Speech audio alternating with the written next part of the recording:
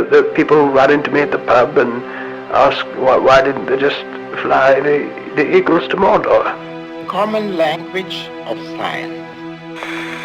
Main results of the Frisian Party. I believe that this nation should commit itself to achieving the goal before this decade is... If you think this is an exaggeration, the world has fallen, fend for yourself. That is the will of Parliament and the nation. We shall fight in France.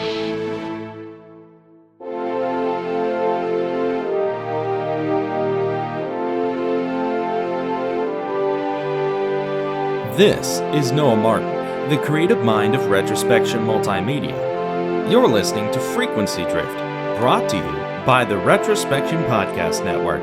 And now, this episode of Frequency Drift.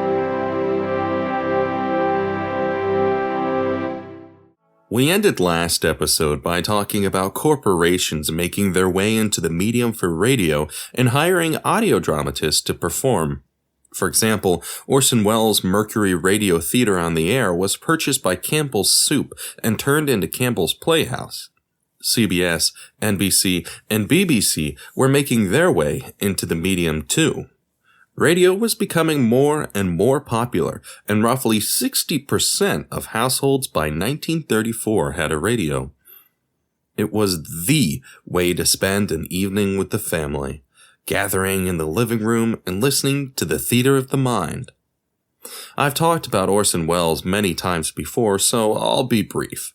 In 1938, he released the famous broadcast you probably heard of called The War of the Worlds. It's a broadcast that detailed an alien invasion of Earth and convinced many listeners that an actual invasion was taking place. It went down in history as one of the most influential radio dramas of all time. Some other notable people from this time period were Rod Serling, who would go on to make The Twilight Zone, and Irwin Shaw, who would write The Young Lions. American writers at this time were focused on many different genres across multiple programs, some of which included mysteries, thrillers, soap operas, comedies, horrors, and modern events shows. And, across the pond in Britain, the BBC was also hopping in on the phenomenon that was audio drama. Though BBC was focused on telling stories in a different way, American stories were all over the place, with focus on new and engaging areas. The BBC was focused on performing adaptations like Shakespeare, Greek dramas, modern playwrights, and books. In simpler terms, the BBC was focused on adapting works for the medium of radio drama. Which makes perfect sense, as the source material was already there half the time. All it took was someone to condense it and rewrite some parts. We see this happen to numerous stories, such as The Most Dangerous Game, and even Wells' War of the Worlds. The BBC would eventually found the Radio Drama Repertory Company, a business focused on producing audio dramas. They housed roughly 50 actors by 1940 and would go on to be the playhouse responsible for a large portion of the BBC's radio drama content. Keep in mind, since it's 1940, World War II has... Keep in mind, since it's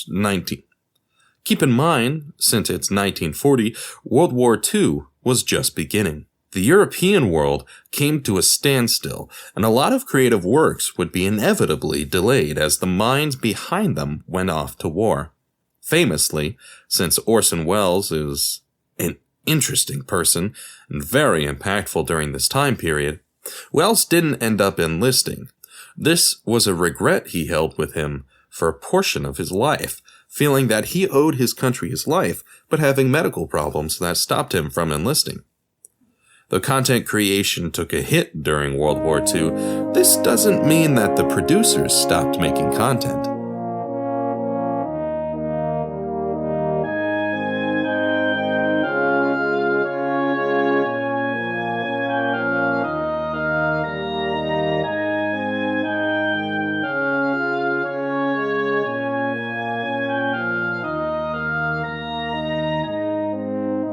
Britain, notably, crafted audio dramas to provide entertainment for its population during the Blitzkrieg, a time where Nazi bombers would bomb cities of Britain.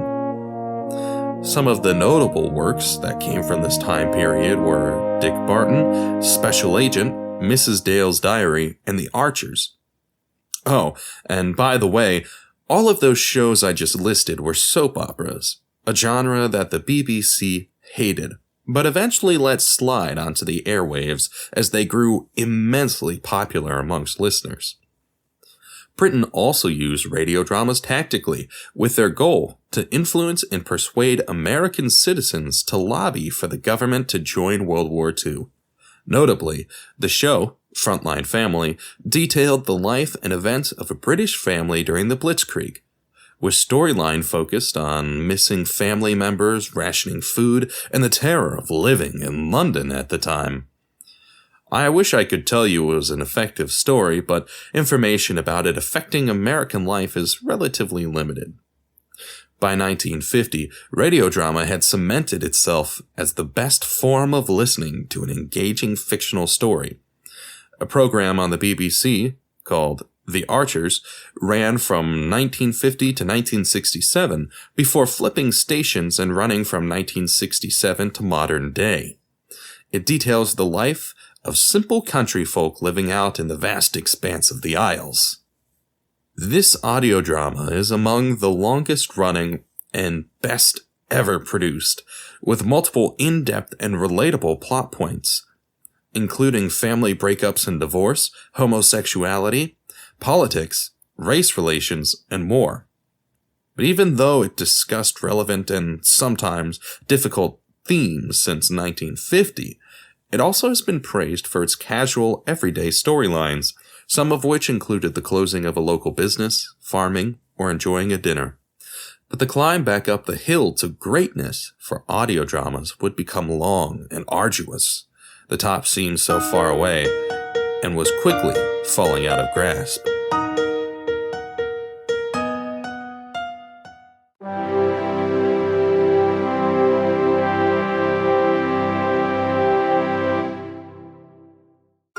What made audio drama great? Retrospection Radio Theater is a blast from the past with unique, daring stories told in classic, nostalgic dramas. Founded on January 25th, 2018 by Noah Martin, Retrospection Radio Theater dares to tell stories that others won't. Join us on Thursdays at 7 p.m. Eastern Standard Time for the latest episodes. Tell your stories through Retrospection Multimedia, an audio-visual organization dedicated to helping you succeed. We offer video editing, live event and podcasting services, and now, for a limited time only, sign up for the Ground Up Deal. The deal includes podcast consulting, editing, and coaching services. We will also create your own podcast website and RSS feed. Order now at www.retrospectionmultimedia.com. Now, back to this episode of Frequency Drift.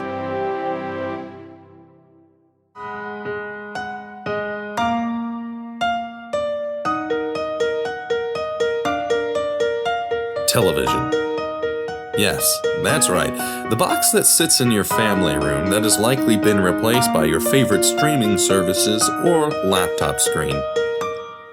Though audio drama was still a popular form of entertainment, it would never again reach the status it had in the late 1930s and early 40s. By 1951, an estimated 12 million television sets were in the everyday American household. Now, families didn't have to gather around the radio for family time, and could, instead, watch the stories being told. This evolution of entertainment led to the slow death of radio drama. 1960 saw CBS and NBC canceling most of their radio drama entertainment and instead replacing them with popular television shows. All of the most popular American and British radio dramas that had been alive since the 1930s were canceled by the end of 1962, meaning that none of the Golden Age radio dramas were still airing. And despite this, creators were desperately trying to cling to the old form of storytelling. More radio dramas were produced through the middle and late 1960s, but none of them could stand against the entertainment giant known as television. What was once common for television to borrow shows and plots from radio dramas now became the opposite. Star Wars, becoming a massive commercial success when the movie released, sold the rights to an audio-dramatized version to NPR for just $1. NPR would go on to make Empire Strikes Back and Return of the Jedi into radio dramas also. Though radio would eventually fall to one of the least used mediums for entertainment, a close cousin would rise to the top, rivaling the television and movie industries. Podcasts have become a staple of most Americans' lives, and you are, right now, listening to one yourself. Podcasts, the evolution of radio, would craft a renaissance for fiction storytelling. I know that because I made one myself. Thank you for listening to this episode of Frequency Drift. I am Noah Martin, the creative mind behind Retrospection Multimedia. Join us Thursdays at 12 p.m. Eastern Standard Time for new episodes. Please consider subscribing, rating, and reviewing this podcast if you've enjoyed it. If you like Retrospection Multimedia and the content we provide, please go to our website at www.retrospectionmultimedia.com. You can donate to help keep the Retrospection Podcast Network airing by using the Ko-fi link in the description. You can also go to our website to hire us for your own podcast. Join us again next Thursday for the latest episode of Frequency Drift.